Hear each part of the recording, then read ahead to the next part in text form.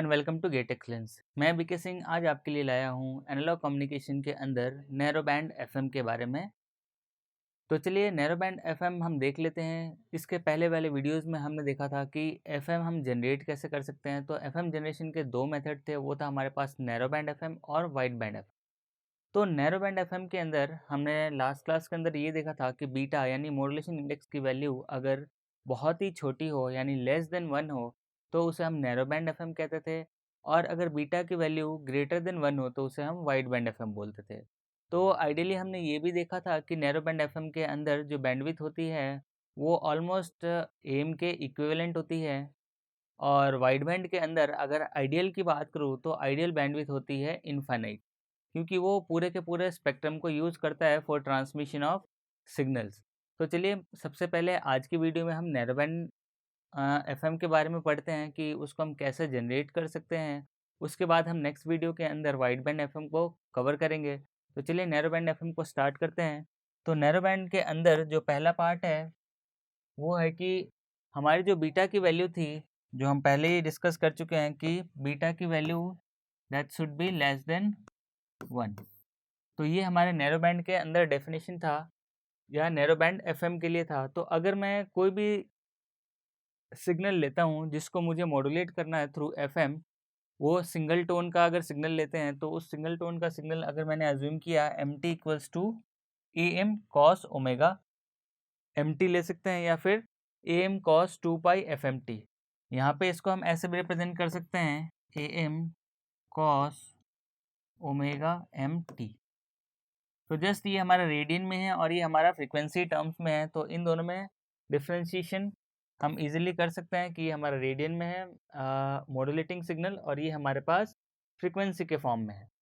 तो जस्ट हमने इसी को लिया है। अगर मैं इसके अंदर एफएम की बात करूँ तो एफएम सिग्नल के अंदर इंस्टेंटेनियस फ्रीक्वेंसी होती है, वो कैसे चेंज होती है। तो हमने लास्ट क्लास में ये देखा था कि इंस्टेंटेनियस फ्रीक्वेंसी जो चेंज होती है वो डायरेक्टली वे इस फॉर्मूले से होती है। ये फॉर्मूला क्या था हमारे पास कि हमारे पास k f into m cos 2 pi F M t plus f c आता था, जहाँ पे हमारे पास अगर मैं बात करूँ तो ये हमारे पास कैरियर फ्रिक्वेंसी है, और ये हमारे पास केफ फ्रिक्वेंसी सेंसिटिविटी फैक्टर है, और M is the amplitude of the modulating signal है, और ये कॉस हमारे पास यही एज इट इज़ सिग्नल है।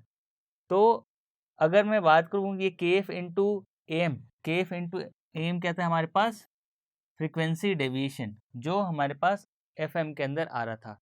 यानी कि अगर फ्रीक्वेंसी डेविएशन चेंज हो रहा है according to message signal, then the definition we call it as FM या डेफिनेशन ऑफ एफएम। तो इसके अंदर हमारे पास इस तरह से हमने लास्ट क्लास के अंदर डेरिवेशन किया था कि that change in frequency or frequency deviation is directly proportional to the message signal, or if we remove the proportionality constant then it is replaced by kf, and that is known as frequency sensitivity factor।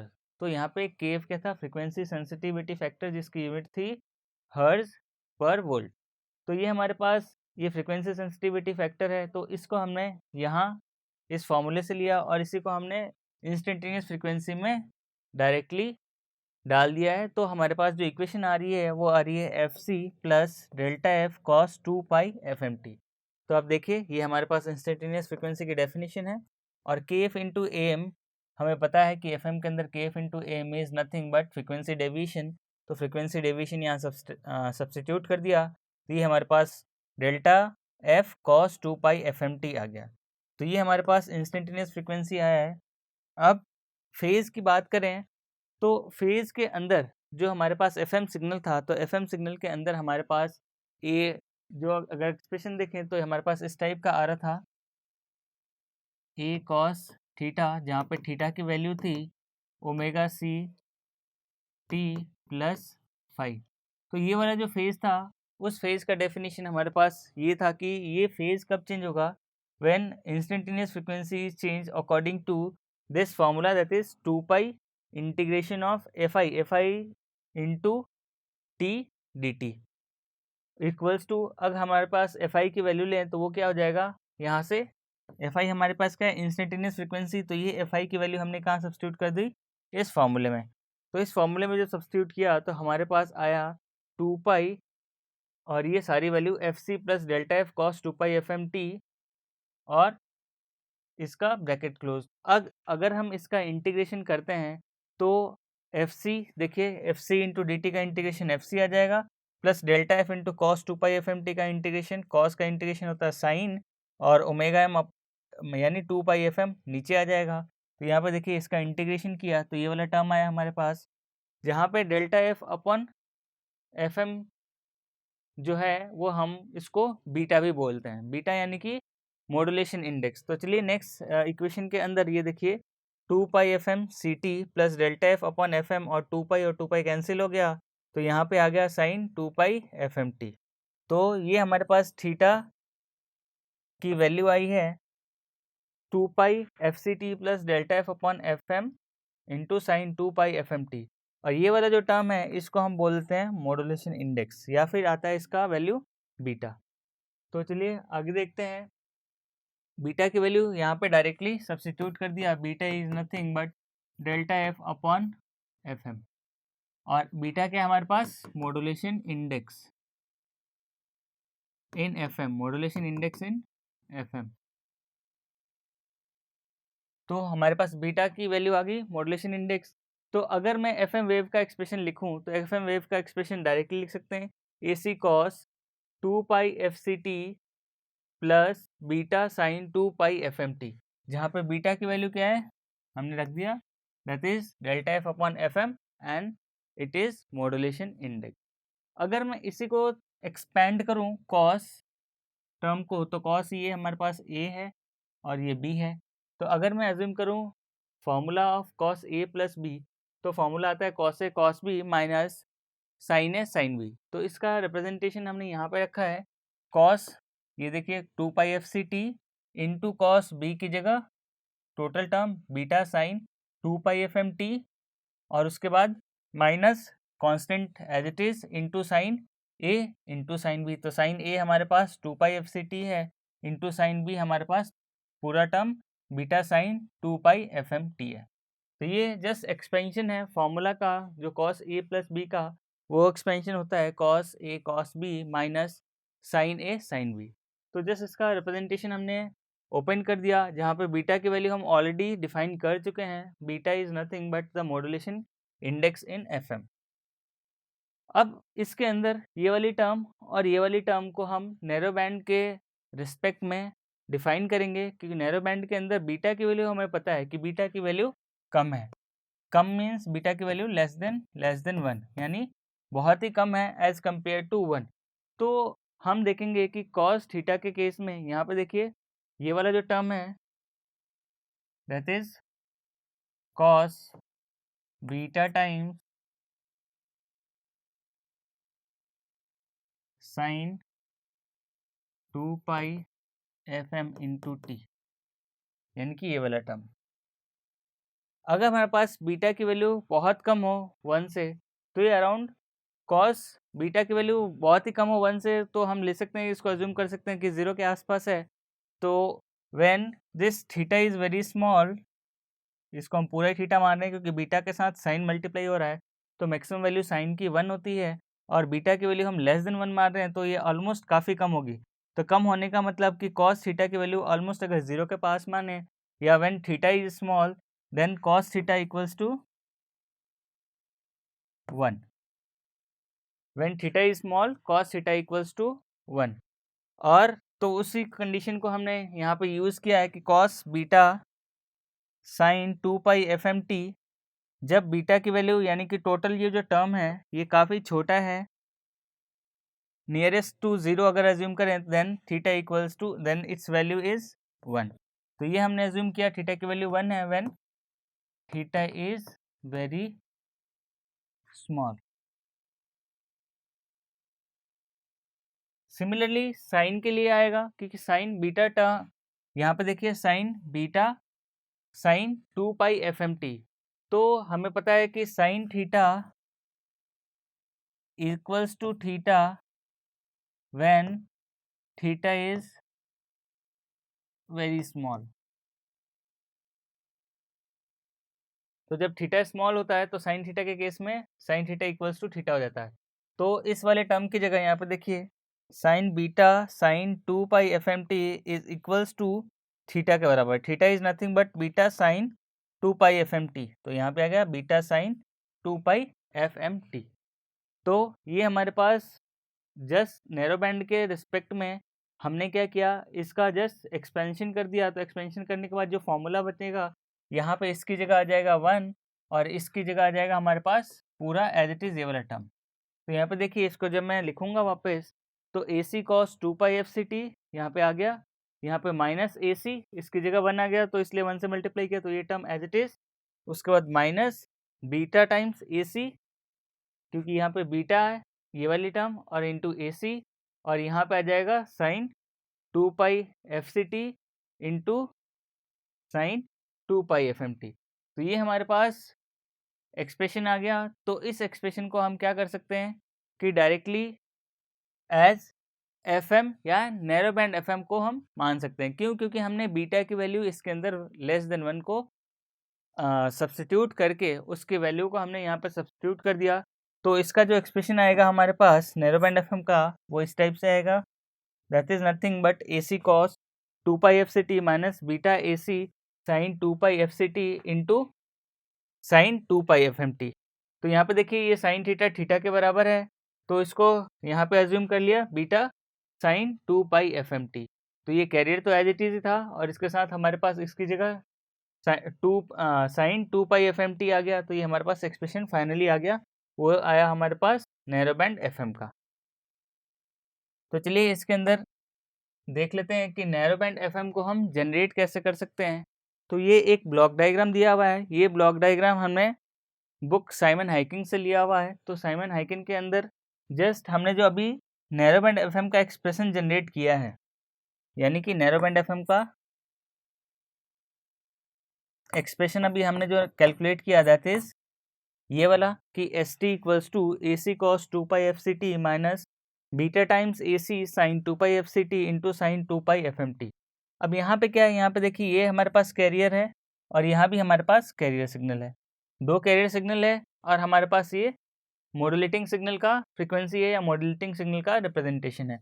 तो इसी चीज़ को इस block में represent किया गया है कि इस नैरो बैंड एफएम वेव के अंदर जो एक्सप्रेशन आएगा वो क्या आएगा। तो यहाँ पे आएगा वो एस टी आएगा। तो एस टी के लिए हम देखेंगे कि सबसे पहले एक कैरियर जनरेट किया है जिसका एक cos 2 pi F C t है और एक sign 2 pi F C t है। तो दोनों के बीच में फेज डिफरेंस 90 डिग्री का है, कि कॉस का अगर 90 डिग्री फेज शिफ्ट करूँ तो साइन बनता है, और साइन का फेज शिफ्ट करूँ 90 डिग्री तो कॉस बनता है। तो उस तरीके से हमने एक कैरियर वेव लिया, कैरियर वेव को एक फेज शिफ्टर में डाला, फेज शिफ्टर के बाद हमारे पास ए C sine 2 pi F C T आ गया, और ये जो हमने दिया था वो ए सी cos 2 pi F C T था। तो ये और ये दो टर्म जनरेट हो गए, और यहाँ से हमारे पास मॉड्यूलेटिंग वेव एम टी आ रहा है, और इसको हमने इंटीग्रेटर में डाला, क्योंकि एफ एम के अंदर जब एक्सप्रेशन की बात करते हैं तो एफ एम के अंदर जो फेज आता है हमारे पास वो 2 pi integration of M T D T आता है, यानी integration of M T in expression of F M के अंदर आता है। तो उस इंटीग्रेटर को हमने यहाँ ज्यूम किया, जो ये क्या करेगा, जो भी सिग्नल आया उसको इंटीग्रेट करेगा, और यहाँ पे फाइनली हमारे पास क्या देगा, sign 2 pi F M T. तो यहाँ से देखिए ये यहाँ से आ रहा है sign 2 pi F M T, यहाँ से आ रहा है ए सी cos 2 pi F C T. तो यहाँ पे देखिए ये दोनों प्रोडक्ट हैं, तो ये इसका और इसका मल्टीप्लिकेशन हो जाएगा। तो यहाँ पर जो एक्सप्रेशन आएगा वो आएगा ए सी इंटू, अगर यहाँ पे ले लें इसका मॉड्यूलेशन फैक्टर बीटा है, या मॉड्यूलेशन फैक्टर बीटा अज्यूम करने के पीछे ये है कि हम जो इस एक्सप्रेशन को ले रहे हैं वो डायरेक्टली इसमें इस प्रोडक्ट मॉड्यूलेटर से आ जाए। तो प्रोडक्ट मॉड्यूलेटर जो है हमारे पास, जिसकी कुछ ना कुछ मॉड्यूलेशन फैक्टर होगी, वो प्रोडक्ट मॉड्यूलेशन हमारे पास क्या है, बीटा। बीटा हमारे पास क्या होगा, maximum frequency deviation upon FM. तो ये हमने बीटा अज्यूम किया, तो ये देखिए ए सी इंटू बीटा, और ये sign 2 pi F C T into ये sign 2 pi F M T. तो ये हमारे पास एक्सप्रेशन आया जो यहाँ पे आ रहा है। अब यहाँ पे देखिए एक समीशन लगा हुआ है और यहाँ पे एक नेगेटिव के अंदर है। तो ये वाला जो टर्म अगर इस नेगेटिव से मल्टीप्लाई होगा तो यहाँ पे आ जाएगा नेगेटिव के अंदर, यहीं पे देख लेते हैं, यहाँ पे आ जाएगा नेगेटिव के अंदर, और ये वाला टर्म आ रहा है ये पॉजिटिव, यानी ऐड हो रहा है, that is carrier wave AC cos 2 pi FCT। तो इन दोनों को अगर कंबाइन करते हैं तो ये वाला टर्म कैरियर वाला वेव, यहाँ पे देखिए, यहाँ पे समीशन के जस्ट बाद ST equals to AC cos 2 pi FCT, यहाँ पे आ रहा है AC cos 2 pi FCT minus of AC into beta, तो minus of beta into AC sine 2 pi FCT, ये वाला टर्म और ये वाला term as it is, into sine 2 pi FMT। तो ये जस्ट रिप्रेजेंटेशन या फिर generation of narrow band FM है यूजिंग प्रोडक्ट मॉड्यूलेटर। तो ये जस्ट इसका ब्लॉक डायग्राम है कि ब्लॉक डायग्राम के थ्रू हम, या ब्लॉक डायग्राम कैसे रिप्रेजेंट कर सकते हैं नैरो बैंड FM का।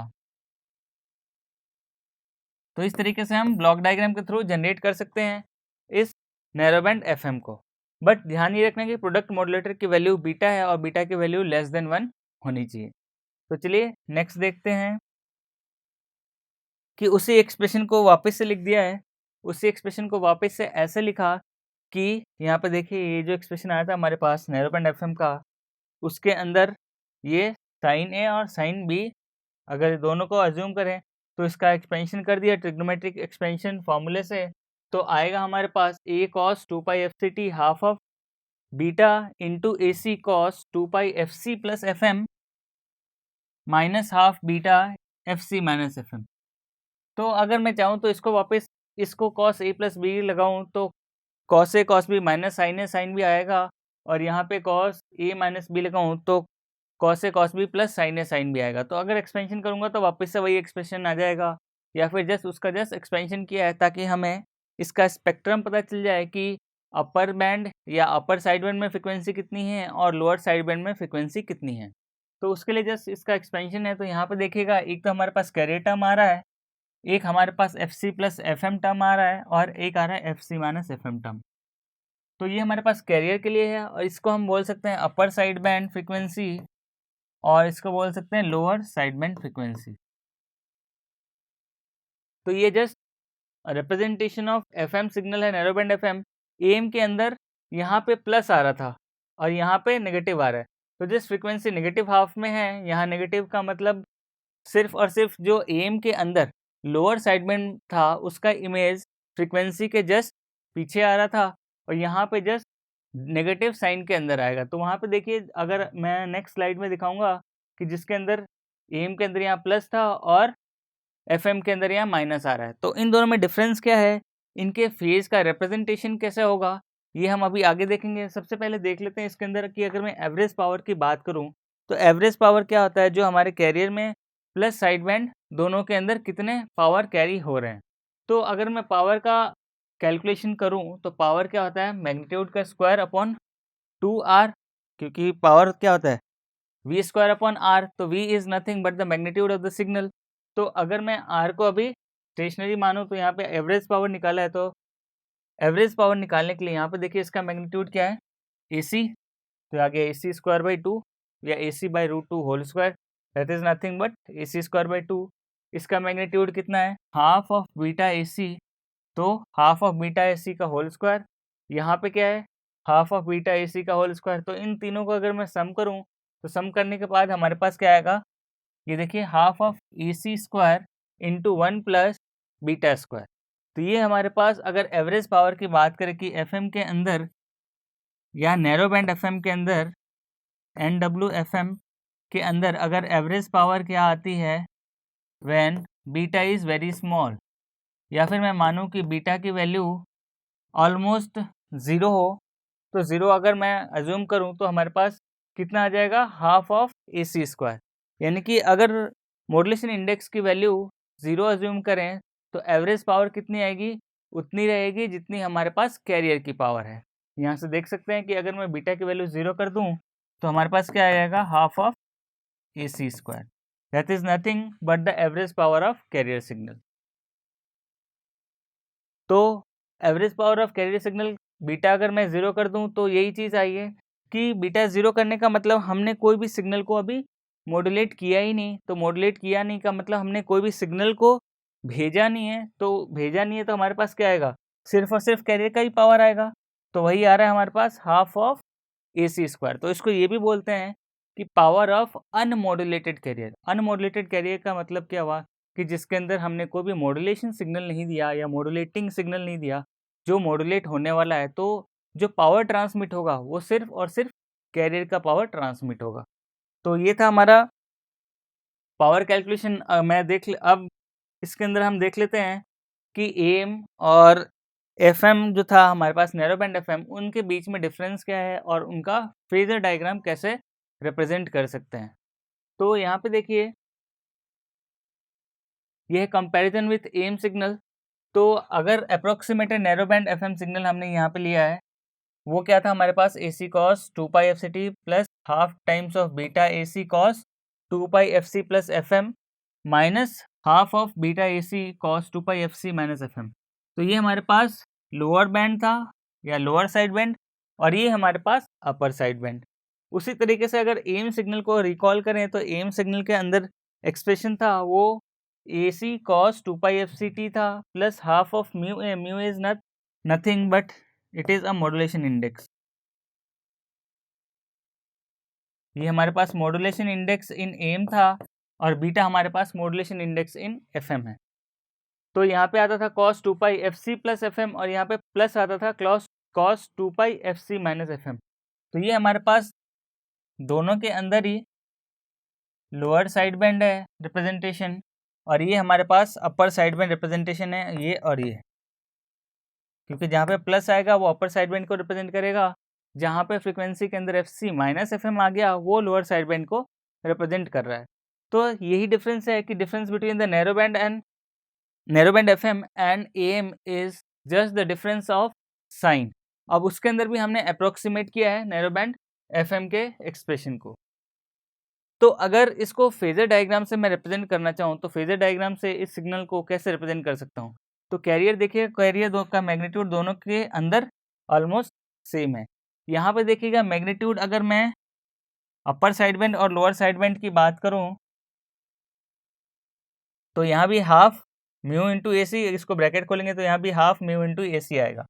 तो यहाँ पे मैग्नीट्यूड और यहाँ पे मैग्नीट्यूड में सिर्फ और सिर्फ डिफरेंस किसका है, यहाँ पे म्यू है और यहाँ पे बीटा, यानी modulation index in AM and FM का है।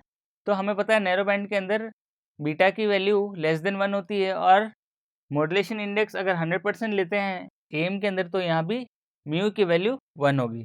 तो चलिए इसको मैं देख लेता हूँ फेजर डायग्राम से कैसे रिप्रेजेंट करते हैं। तो अगर बात नैरो बैंड FM की, तो ये हमारे पास रिप्रेजेंटेशन ऑफ फेज है और ये हमारे पास AM का फेज रिप्रेजेंटेशन है। तो ये हमारे पास कैरियर का मैग्नीट्यूड है। यहाँ पे देखिए AM के अंदर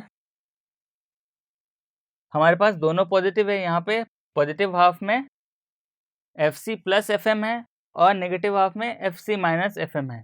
तो यहाँ पे अगर मैं बात करूँ तो AM के अंदर अपर साइड बैंड फ्रिक्वेंसी हमारे पास यहाँ है FC प्लस FM, और ये हमारे पास FC माइनस FM हमारे पास क्या है, लोअर साइड बैंड फ्रिक्वेंसी। तो ये upper side band, lower side band, और जो फाइनल जो मैग्नीट्यूड बनेगा इसका वो sum of the frequencies in a phasor. तो ये हमारे पास एक्चुअल में जो सिग्नल जा रहा है वो इस टाइप का जा रहा है, और जहाँ पे अपर side band FC plus FM और lower side band FC minus FM। अब FM के अंदर क्या होता है कि यही जो मैग्नीट्यूड था ये जस्ट इसका फेज रिवर्सल हो गया, यानी फेज इसका चेंज हो जाएगा नेगेटिव के अंदर। तो फेज अगर नेगेटिव के अंदर चेंज होगा तो ये वाला जो पार्ट था यहाँ पे देखिएगा FM के अंदर जो लोअर साइड बैंड वो जस्ट 180 डिग्री फेज शिफ्ट यानी ऊपर आ जाएगा। तो देखिएगा ये FM के अंदर क्या हो रहा है कि ये जो AM के अंदर यहाँ आना चाहिए था मैग्नीट्यूड वो जस्ट 180 डिग्री फेज शिफ्ट होके ये नीचे यहाँ पे आ गया। तो ये हमारा अब लोअर साइड बैंड है और ये हमारे पास अब अपर साइड बैंड है। तो अपर साइड बैंड दोनों में सेम था AM और नैरो बैंड FM के अंदर, लेकिन लोअर साइड बैंड की बात करें तो वो 180 डिग्री फेज शिफ्ट हो गया यानी नेगेटिव के अंदर। तो ये नेगेटिव हमारे पास कहाँ गया, इधर। तो इसका अब रिजल्टेंट अगर निकालें या सम ऑफ फ्रिक्वेंसी ऑफ फेजर्स निकालें तो इसका मैग्नीट्यूड रिजल्टेंट इधर आएगा और ये हमारे पास रिजल्टेंट फेज आएगा। तो इस तरीके से हम देख सकते हैं कि फेजर डायग्राम में बहुत डिफरेंस है as compare to AM and narrow band FM। तो नैरो बैंड FM और एक्सप्रेशन भले ही सेम हो, लेकिन यहाँ पे देखिए एक फेज एंगल यहाँ क्रिएट हो रहा है और यहाँ पे फेज एंगल कोई भी क्रिएट नहीं हो रहा था, क्योंकि अलॉन्ग द कैरियर हमारे पास सम ऑफ फ्रीक्वेंसी ऑफ फेजर्स का डायरेक्शन था। इसके अंदर आप देखिएगा कि फेजर की जो डायरेक्शन है, सम ऑफ साइड फ्रीक्वेंसी फेजर्स, वो अपवर्ड डायरेक्शन में है और यहाँ पे एक एंगल क्रिएट कर रहा है। तो ये दोनों में डिफरेंस था। अब इसी को, उसी फेज को अगर मैं कैलकुलेट करना चाहूँ इन टर्म्स ऑफ फॉर्मूले, तो हम इसको लिख सकते हैं कि थीटा की वैल्यू है that is nothing but 2πfct plus phi T. Phi क्या था हमारे पास? फेज। तो फेज को अगर मैं निकालूं तो आता है tan inverse beta sine 2πfmt। और इसका अगर मैं एक्सपेंशन करूं तो पावर सीरीज का एक्सपेंशन क्या होता है? यहाँ पे देखिए tan इनवर्स ऑफ x का एक्सपेंशन आ जाएगा x minus 1/3 x³ plus so on. तो ये एक्सपेंशन अगर मैं इसमें डालूंगा तो हमारे पास क्या आएगा? इस थीटा की वैल्यू आएगी। तो देखिए थीटा की वैल्यू अगर इसी एक्सपेंशन में डालते हैं तो हमारे पास क्या आता है? तो जैसे यहाँ पे सीरीज एक्सपेंशन कर दिया, तो सीरीज एक्सपेंशन किया तो beta sine 2πfmt minus 1/3 बीटा³ साइन³ 2πfmt। और हाइयर टर्म्स भी आएंगे लेकिन उसको अभी नेग्लेक्ट कर दिया है, क्योंकि इसके बाद वाली जो वैल्यू है वो सब ऑलमोस्ट हाइयर टर्म्स आएंगी, तो हाइयर टर्म्स को और हमने नेग्लेक्ट कर दिया। तो नेग्लेक्ट हमने इसलिए किया कि आइडियली जो हमारे पास ये टर्म आएगा वो आएगा 2πfct plus beta sign 2πfmt, neglecting this. अब इसको क्यों नेग्लेक्ट करेंगे वो हम देख लेते हैं आगे। नेग्लेक्ट इसलिए करेंगे कि सपोज अगर हार्मोनिक, ये हमारे पास क्या है, ये तो 2πfmt है और यहाँ पे देखिए क्यूब ऑफ 2πfmt, यानी ये है तो मैसेज सिग्नल ही, बट उसका हार्मोनिक जनरेट हो रहा है थर्ड ऑर्डर का। तो हार्मोनिक जनरेट हो रहा है तो यहाँ पे देखिए वो हमारे लिए क्या होगा? एज अ नॉइज क्रिएट करेगा, यानी कि जो फ्रिक्वेंसी बैंड है वो क्या होगी? उसकी इमेज फ्रिक्वेंसी जनरेट होती जाएगी, यानी harmonics of the signal generate होता जाएगा। तो उसको अगर मैं मानूँ कि हार्मोनिक डिस्टॉर्शन है, तो dt की वैल्यू हमने मान लिया that is nothing but 1/3 sine cube 2πfmt into beta cube. तो ये वाला टर्म आ गया। अगर मैं एब्सोल्यूट मैक्सिमम वैल्यू मानूँ तो साइन की वैल्यू कितनी होगी मैक्सिमम? वो होगी 1, मैक्सिमम वैल्यू इज 1। तो हमारे पास एब्सोल्यूट वैल्यू कितना आ जाएगा? Beta cube upon 3 into 1 that is nothing but beta cube upon 2। तो अगर मैं beta is what? Beta is modulation index, जिसकी वैल्यू हमारे पास लेस देन 1 है। तो सपोज हमने अज्यूम किया कि बीटा की वैल्यू 0.3 ले लेते हैं, तो 0.3 का स्क्वायर अपॉन 3 करेंगे तो ये 0.009 या ऑलमोस्ट 1% के आसपास आएगा, यानी 0.9% या 1% इसको हमने अज्यूम कर लिया। तो ये क्या है? काफ़ी स्मॉल है और इसको हम इजीली इग्नोर कर सकते हैं फ्रॉम द एक्सप्रेशन। तो एक्सप्रेशन से इग्नोर करने के लिए ये क्या हुआ कि ये बहुत ही कम इफेक्ट करेगा हमारे सिग्नल के अंदर डिस्टॉर्शन को, तो हम इसको नेग्लेक्ट कर सकते हैं। नेग्लेक्ट करने का एक और रीज़न भी होता है कि simplicity in expression of the FM signal.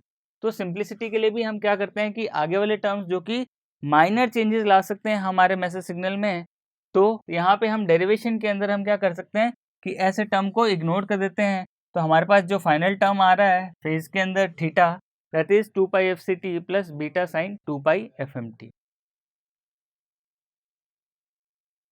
तो इस वीडियो में हमने देखा कि नैरो बैंड FM को कैसे जनरेट करते हैं, उसका एक्सप्रेशन हम कैसे लाते हैं, प्लस उसके अंदर हमने एवरेज पावर कैलकुलेशन किया।